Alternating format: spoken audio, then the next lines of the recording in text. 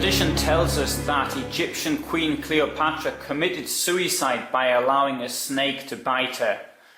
The species quoted is that of an asp, which is found throughout Italy and much of France, as well as northern Spain and parts of Switzerland.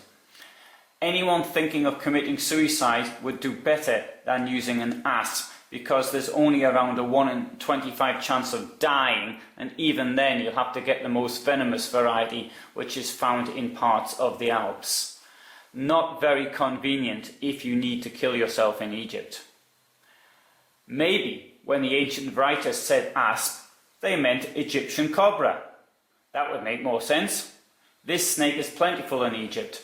The venom of a cobra is very potent and consists of neurotoxins which attack the nerve tissue and cytotoxins which attack cells.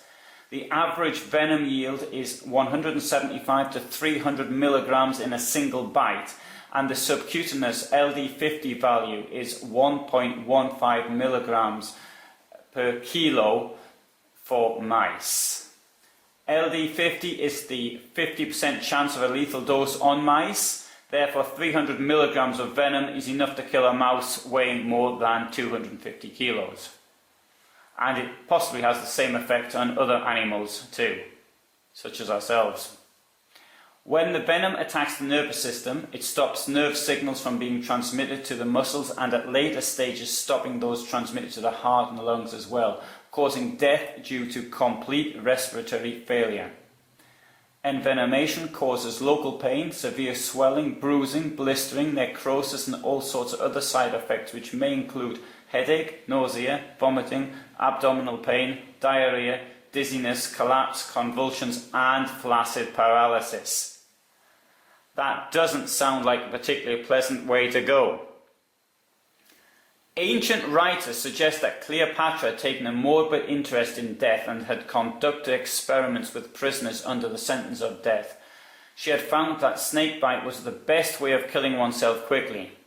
However, that's probably not the case as far as cobras are concerned. Death comes usually by asphyxiation, as the toxins stop the body functioning normally. The Egyptian cobra is a long animal. An adult can grow to nearly 3 meters. Apparently, Cleopatra's snake was delivered in a bowl of figs, which, unless it was a particularly large bowl of figs, would not have been enough to hide a large snake. Of course, it could have hidden a snake which was small, a young one perhaps, and the poison would have been just as lethal. Young snakes are usually the most dangerous because they don't know how much poison to inject, whereas an adult may give a warning bite but not inject poison, or inject a lower amount according to the needs at the time. To be fair, classical writers, who may have lived many years after the death of Cleopatra, only suggest that a snakebite may have been responsible. Some suggest suicide by venom or poison, and some no doubt doubt the snake story completely. Reading around this, I found that this blatantly obvious idea had come to others. Pat Brown, author of a book called The Murder of Cleopatra, History's Greatest Cold Case, argued that she was killed deliberately.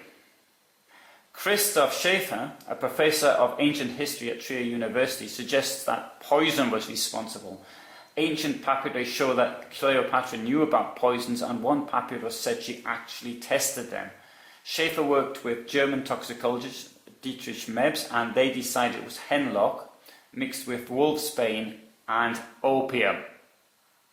That would have guaranteed a relatively quick death without the problem of finding snakes to do the job, although it may not sound as exciting as getting bitten by an animal associated with the Egyptian royal family.